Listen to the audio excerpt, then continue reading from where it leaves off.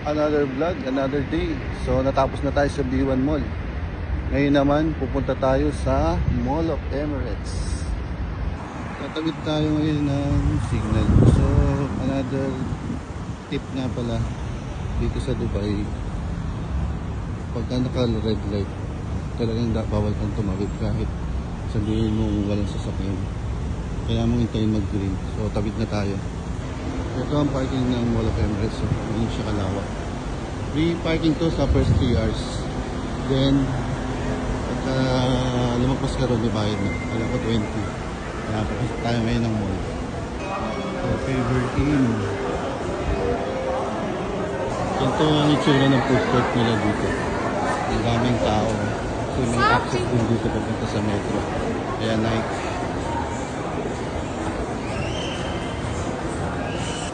Ito Balmain Paris. So kasi 75% off. May Vans din dito. Timberland, Mac, Crocs, Hugo Boss. Ito yung Crocs. Kate Spade. So ladies brand di masyadong kilala. Ito Naomi.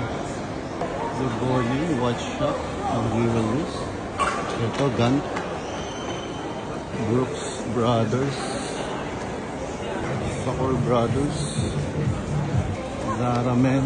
Malaki yung Zara na to. May pambabae pa to. Ayan, Zara Ladies section. Ayan. And then Musumo Duty. Ito Zara Homes. Tapos sa tapat niya yung Hollister. Ang ganda yung set niya na may dagat. Red screen. Ang Sendonia. Then Mango, Tommy.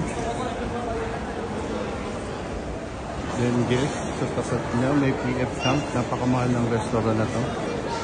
Sarap kumain din, Chinese restaurant. Another shop ng Balmain. At syempre, Foot Locker Dubai. Mga fans ng Jordan at Nike, Adidas. Ayan. Katabi lang sila ng Sun and Sun. Same sila, Adidas, Nike, Jordan. Ito yung dulo, yung Ski Dubai. Ski Dubai yan. Yelo yan. Mawala ng yelo sa gitna ng desierto. Yan, yung yelo din. Sa gitna ng desierto. May lugar kung saan nag-yelo. All. Tapos dito sa kabila is Cheesecake Factory.